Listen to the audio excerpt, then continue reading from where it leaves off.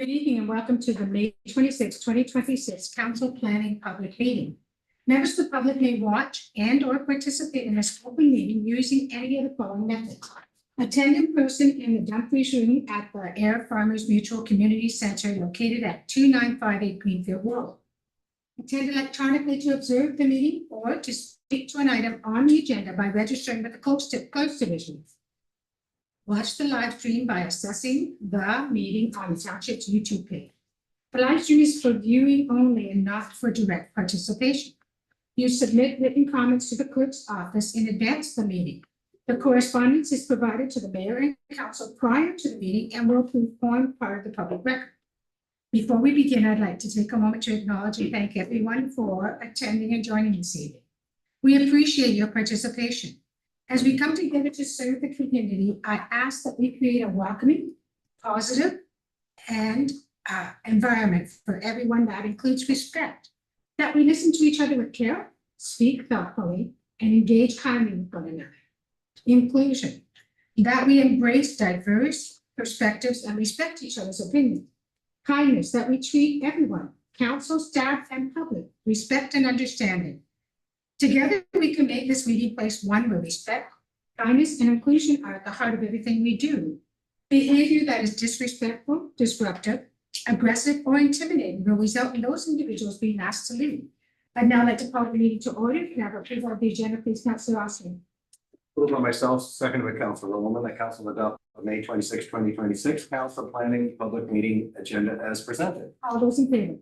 Yeah, thank you. I'd now like to do the land acknowledgement. We acknowledge the land on which we gather today as the traditional territory of the Haudenosaunee, the Anishinaabe and future people. We acknowledge the enduring presence of the Indigenous people with whom we share this land today, their achievements and their contributions to our community. We offer this acknowledgement as an act of reconciliation between Indigenous and non-Indigenous peoples of Canada. And I had the privilege to grow and learn over the last few years with our Indigenous neighbors. I found them to be respectful, honorable individuals who just want to be at the table. They just want to be involved. They just want to make sure they're following their mandate. And their mandate, as they were raised, is to take care of the land and the air and the water. And they want to be a part of that to protect the life of this planet, which is a noble endeavor. So let's just start and think about that as we try to work and build a stronger relationship with our Indigenous friends.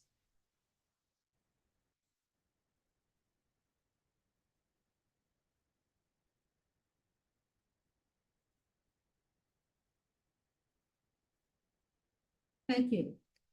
Is there any disclosure between interest or general nature thereof? Seeing none.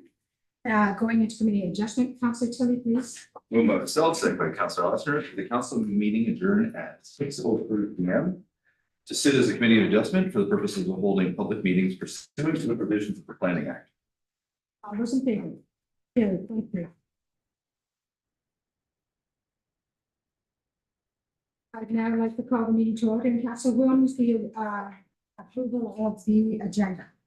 Moved by myself, seconded by Councillor Tilley, that committee adopt the May 26, 2026 Committee of Adjustment agenda as presented. All those in favor? Carried. Thank you.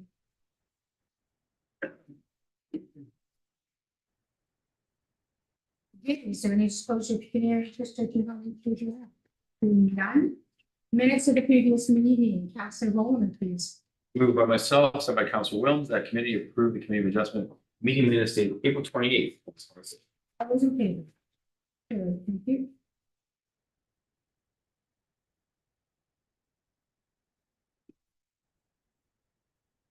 (6.5) Hearing public meeting, minor variance on consent application 6.5.1, report number PB 29, 2026, consent application for 1661 Morrison Road and 1635 Morrison Road, file number B-02/26.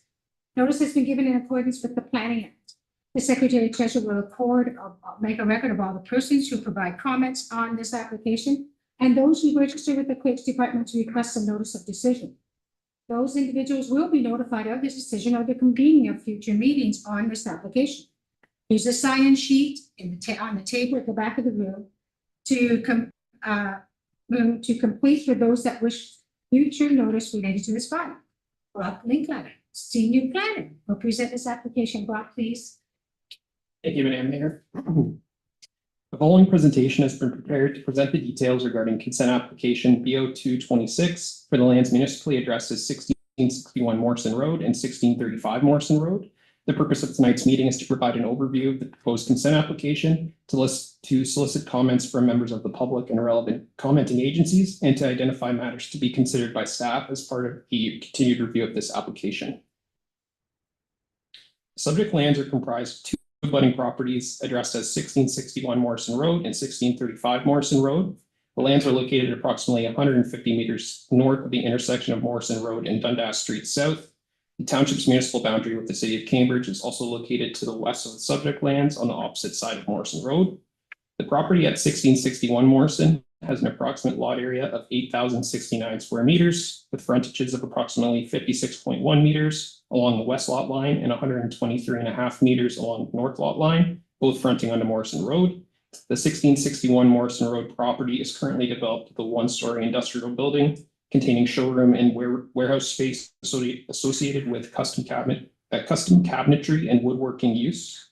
The abutting property at 1635 Morrison has an approximate lot area of 8,150 square meters with approximately 54.8 meters of frontage onto Morrison Road. The 1635 Morrison Road lot is currently developed with an existing industrial building of approximately 798 square meters in size, as well as a residential dwelling of approximately 180 square meters. Both properties are under common ownership and are serviced by private well and private septic. Surrounding land uses consist of primarily of industrial, rural, residential, and agricultural uses. Both properties are zoned Z10 in the township zoning bylaw.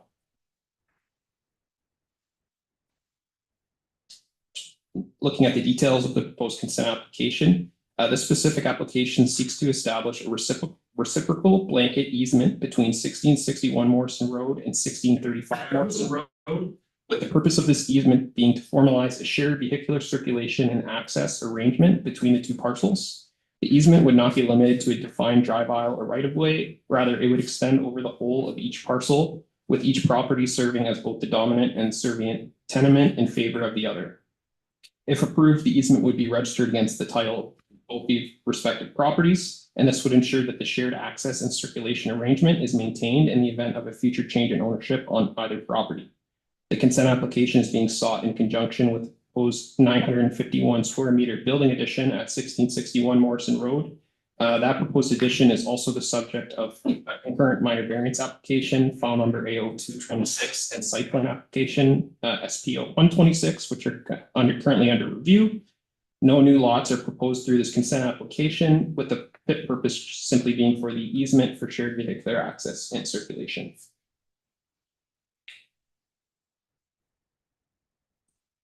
This slide provides a simplified overview of the proposed blanket easement arrangement between the two properties, as shown on the slide. 1661 Morrison, containing the existing one-story industrial building, together with the 951 square meter building addition, being reviewed through the site plan and minor variance applications, and the abutting property also containing industrial building and residential dwelling under common ownership. The key point for the committee is today is that the proposed easement is a blanket easement, meaning that the parcel would have the benefit of vehicular access and circulation rights over the other parcel in favor of the other. And the intent is to legalize and secure the shared access agreement.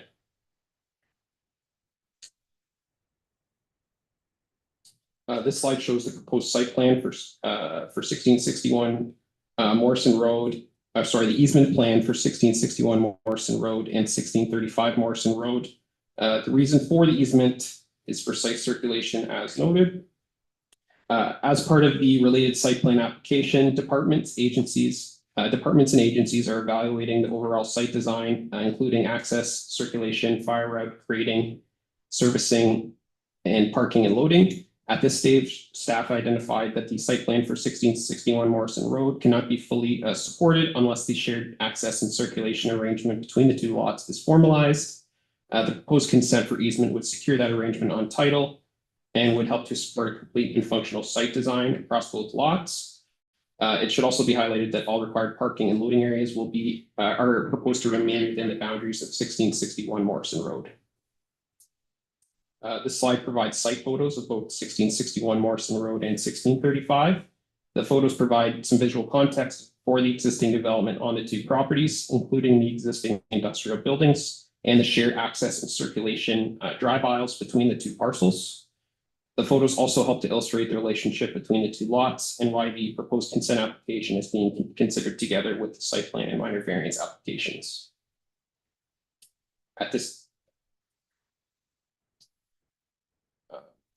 Looking at public and agency correspondence received to date, for public correspondence as of the date of this meeting, no correspondence has been received from any members of the public. Any correspondence received following this meeting this evening will be incorporated into a future recommendation report to the committee. Looking at agency correspondence, the Township's Building Department, City of Cambridge, Region of Waterloo, and Bell Canada have noted that they have no comments or objections to the application. The Engineering and Public Works Department has noted that they have no objection. However, they would like to see an updated grading plan as part of the second site plan, or as part of a future site plan revised submission. RJ Burnside and Associates reviewed the consent application as well, and their comments primarily relate to site plan review as well, which will be addressed with the applicant. The Mississaugas of the Credit First Nation provided a comment noting that if any archaeological potential is identified, all work must cease and Mississaugas of the Credit must be contacted to determine next steps. And any additional comments received through the agency consultation will be forwarded to the applicant and considered in a future recommendation report. At this time, staff recommendation is that PD report 29/2026 be received and that all comments and correspondence received through the consultation process be returned to staff for consideration in a future report to the committee on the disposition of this matter. In preparing that recommendation report, staff will be considering the following: all comments and correspondence received during the consultation process, whether the proposed consent has appropriate regard to the matter set out under subsection 5124 of the Planning Act as applicable to consent applications, the relationship between the consent application and the concurrent minor variance and site plan applications, including matters such as site access, internal circulation, fire route, and engineering matters such as grading and stormwater, any potential impacts from the proposed addition and shared access circulation on adjacent and surrounding properties, as well as consideration of draft conditions of approval that may be appropriate if the consent application were to be supported by the committee. And this may include requirements associated with legal conveyancing and easement documents, as well as registration and reference plans. That concludes my presentation. Thank you. Thank you, Bob. Andy, would you like to speak on the matter?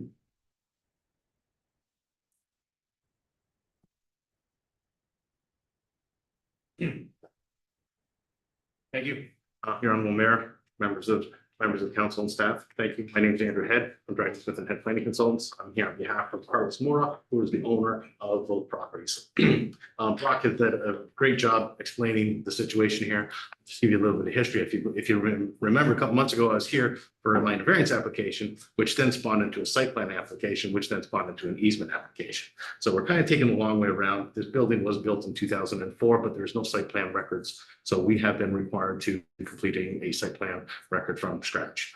Staff has given us some leeway on some of the things because it's existing conditions, and we appreciate that.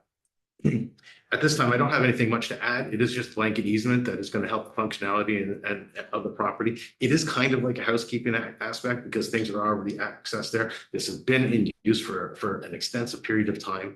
So it's a little bit housekeeping. It's a little bit new, but we're just going to clean this thing up and get a new building out there and create some new employees. And, you know, the expansion for the most part for the site plan is going to be for warehousing, because when you build a lot of units for an apartment building, you got to put them someplace because they're not going to be ready for you for another year or two. So that's where they end up having to require extra space for it, as well as they have a great kitchen and bathroom showcase there as well. I'm happy to answer any questions if you have any. Councilors, any questions for Mr. Head? Seeing none, thank you, Andrew. Great, thank you so much. Any members of the public wish to speak on this issue? See any councilors, any questions? Can I have the motion, please, Councilor Austin? Moved by myself, second by Councilor Rowland, by Rod Rowland, sorry, that the PD report number 29-2026 be received. That all comments and correspondence received through the consultation process be returned to staff for further consideration and future report to the Committee of Adjustment on the disposition of this matter. All those in favor? It's carried. Thank you.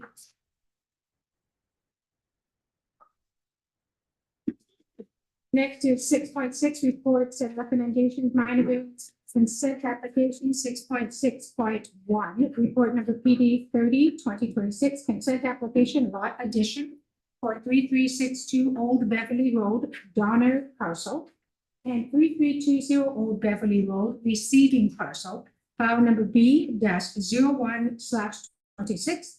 Notice has been given in accordance with the Planning Act. The Secretary Treasurer will keep a record of all persons who provide comments on this application and those who register with the Clerk's Department to request a notice of decision.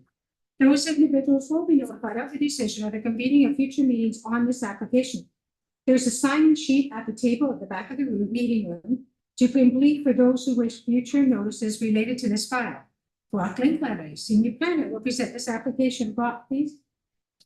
Thank you again, Madam Mayor. The following presentation has been prepared to present staff's recommendation on consent application BO-126 for a proposed lot addition affecting the properties municipally addressed as 3362 Old Beverly Road and 3320 Old Beverly Road. The subject lands are located on the north side of Old Beverly Road, east of Shellard Road, and west of Village Road. The property addressed as 3362 Old Beverly Road is referred to as the donor parcel in this application. It has an approximate lot area of 78.1 hectares and a lot frontage of 801.2 meters on Old Beverly Road. This parcel is currently used for agricultural purposes and contains a single detached dwelling as well as farm-related structures associated with the farming operation. The receiving parcel, addressed as 3320 Old Beverly Road, is an existing 0.21 hectare rural residential lot with a lot frontage of 40.2 meters on Old Beverly Road. The receiving parcel is surrounded by the donor parcel on its west, north, and east sides and is currently developed with a single detached dwelling, a detached accessory structure, and a septic system and leaching bed.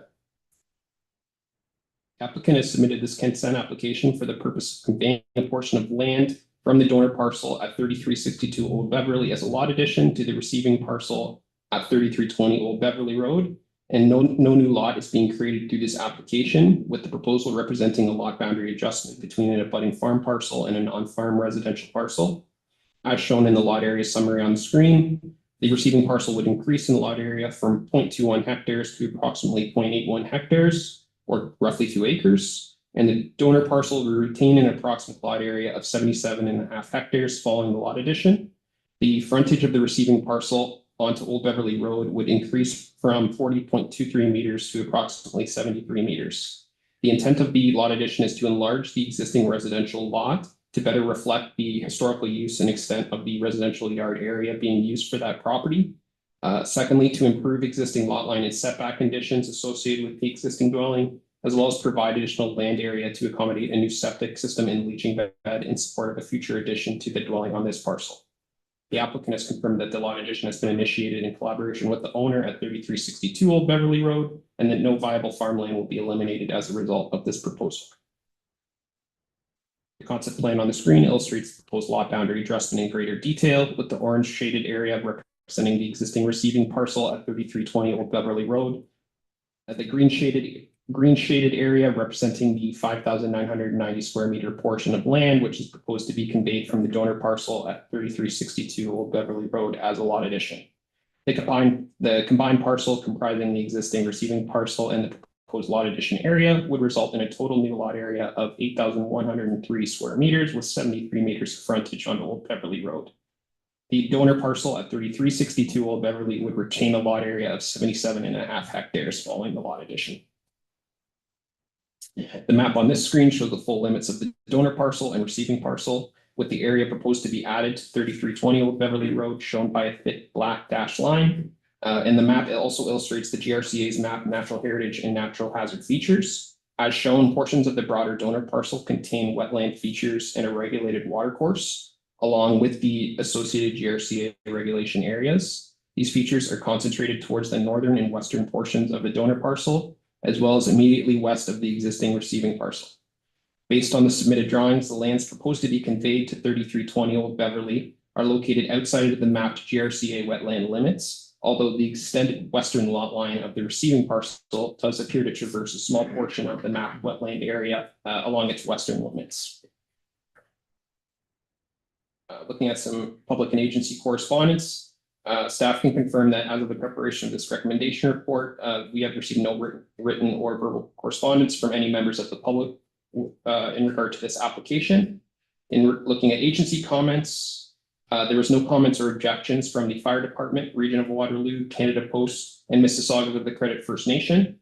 The Waterloo Catholic School Board has advised that any applicable education charges will be collected prior to the issuance of building permit, and the building department provided general comments for the building permit stage for the applicant to consider.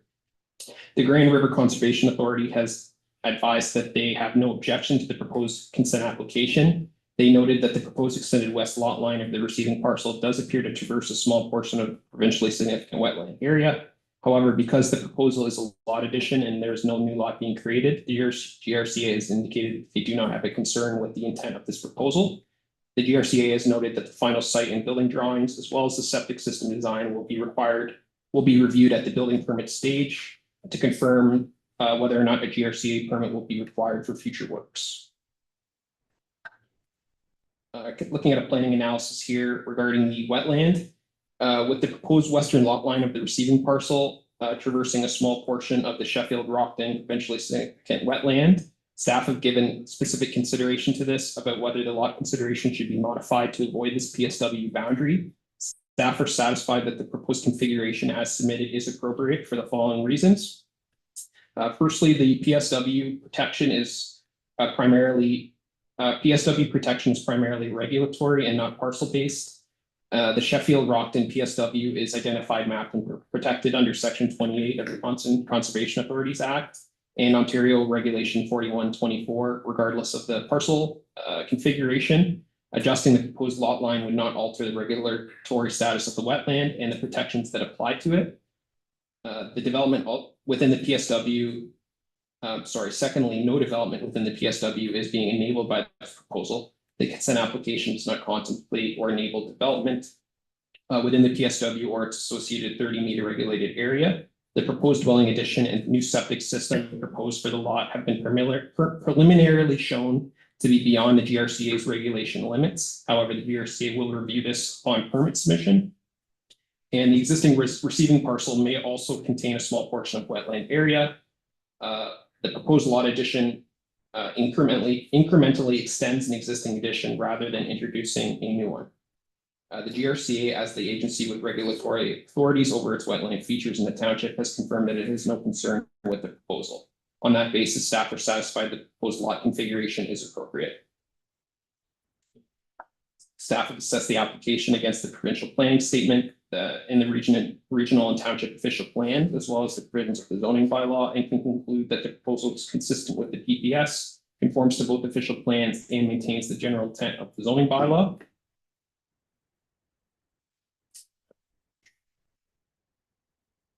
With respect to the zoning bylaw, the receiving parcel is an existing legal non-conforming lot.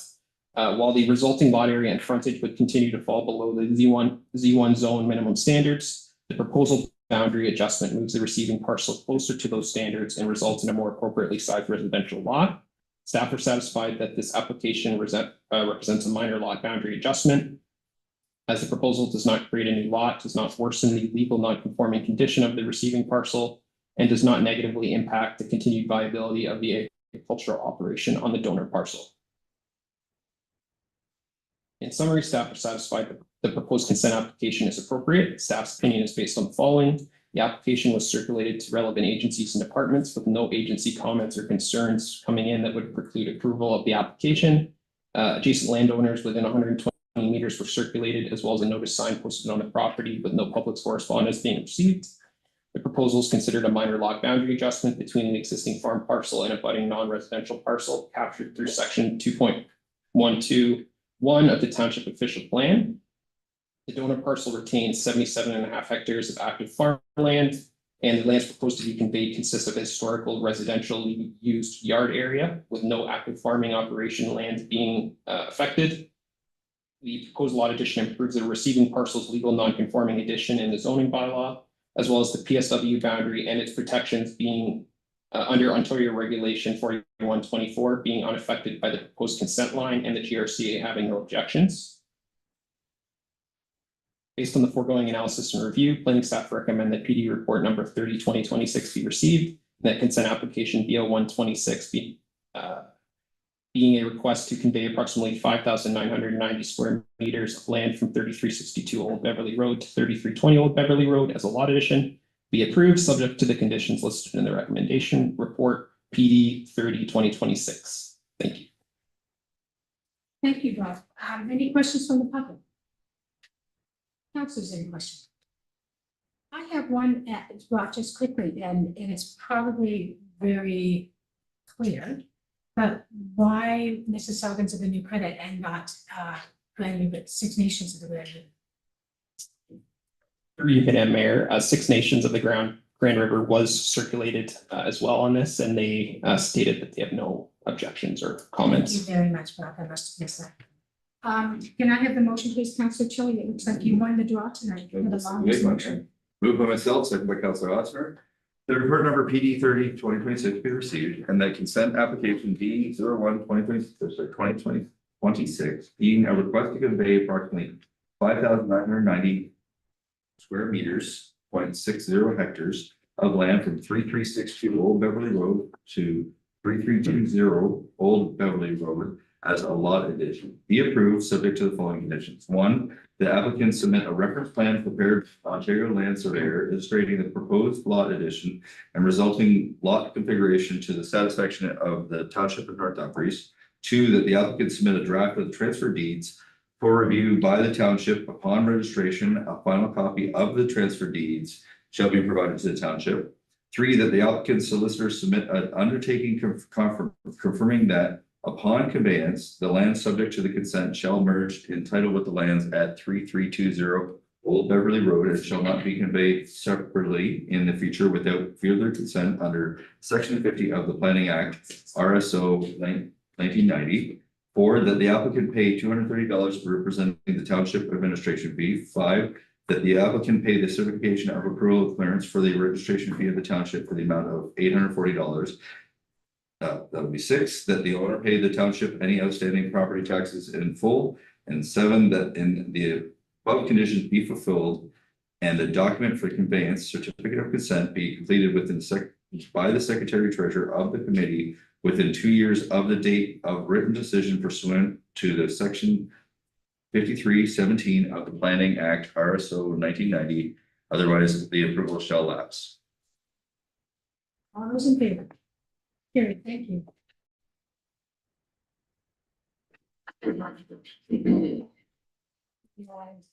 Next is 6.6.2 report number PD 31/2026 line of variance application for 19 Main Street, file number A-05/26. Notice has been given in accordance with the planning act. The Secretary Treasurer will keep a record of all persons who provide comments on this application and those who register with the Clerk's Department to request a notice of decision. Those individuals will be notified of the decision or the convening of future meetings on this application. There's a sign-in sheet on the table at the back of the meeting room to be completed for those that wish future notice related to this file. Michael Campos, Manager of Planning, will present this application. Michael, please. Thank you, Madam Mayor. The minor variance application for 19 Main Street has been submitted by the owners of the property to recognize the existing location and siting of an accessory building and an existing driveway providing off-street parking on the property. Completed a review of the application and all comments received through the circulation process have been addressed. The application is now being brought forward to the committee with a recommendation for consideration. The subject property is located on the east side of Main Street, south of Gray Street and north of Stanley Street within the Air Urban area, as shown on the location map on your screen. Property has an approximate area of 0.21 hectares with a lot frontage of approximately 25 meters along Main Street.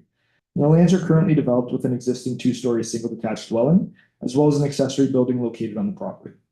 Surrounding land uses are predominantly residential in nature, and the property is designated urban residential and ancillary in the township official plan in the Zone Z5 urban residential under the Township zoning bylaw. So the application before the committee is a minor variance application focused on recognizing existing conditions on the property, specifically the location of an existing accessory building being a garage, along with the driveway that provides off-street parking. The garage measures approximately 6.1 meters by 3.7 meters, is located closer to the street line than the front wall of the dwelling, and maintains an interior side yard setback of approximately 0.7 meters, where a minimum of 1 meter is required. And the existing driveway is also provides off-street parking in front of the established building line, which is not permitted under the zoning bylaw. Based on the configuration of the lot, including the placement of the dwelling and the available yard space, there appears to be limited opportunity to relocate the structure further to the rear while maintaining functional access and use of the property. The applicant is not proposing any new development through this application, and the intent is to legalize the existing conditions through the minor variance process. So the image on the screen shows the site plan of the property, illustrating how the existing accessory building is situated in relation to the dwelling and the established building line. And as you can see, the garage is located closer to the street line than the front wall of the house. And it also maintains a reduced interior side yard setback of approximately 0.7 meters to the south lot line. The site plan also shows the existing driveway with available space for parking in front of the established building line. The variances being requested through this application relate to 3 provisions of the zoning bylaw. The first relates to section 6.4.2, which requires a minimum interior side yard setback of 1 meter for accessory buildings, whereas approximately 0.7 meters is provided. While the submitted materials identify the setback as approximately 0.7 meters, staff are recommending a 0.5 meter setback to provide an appropriate margin of error given the existing conditions.